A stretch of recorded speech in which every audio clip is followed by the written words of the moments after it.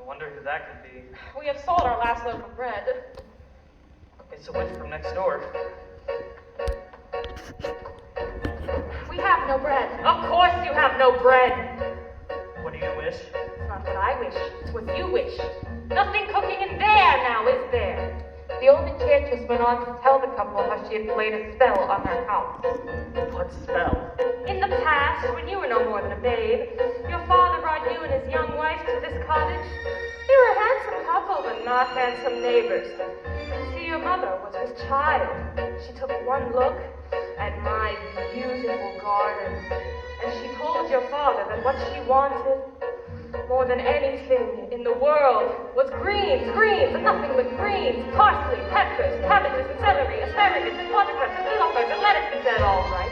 But it wasn't quite, because I caught him in the autumn in my garden one night. He was robbing me, harassing me, ripping through my rutabaga, raiding my arugula, and ripping up the rampion, my champion, my favorite. I should have put a spell on him right there. Could have turned him into stone, or a dog, or a chair.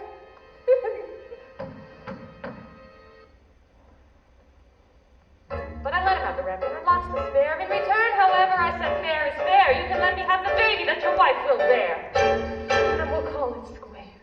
I had a brother? No. But you had a sister. But the witch refused to tell the baker any more of his sister, not even that her name was Rapunzel. She went on. I thought I'd been more than reasonable. Now we might live happily ever after. But how was I to know what your father had also hidden in his pocket? You see, when I inherited that garden, my mother warned me that I would be punished if I were to ever lose any of the beans. The special beans! I let him go. I didn't know he'd stolen my beans. I was watching him crawl back over the wall when bang, crash, the lightning flash. Well, that's another story. Never mind. Anyway, unless the big day came, I made my claim. Oh, no, take away the baby! They shrieked and screeched, but I did, and I hid it when she'll never be reached. Your father cried and your mother died. When for extra measure I admit it wasn't pleasure. I said, sorry, I'm still not qualified. And I laid a little spell on them. You too, son. That your family tree would always be a barren one. So, there's no more fuss, there's no more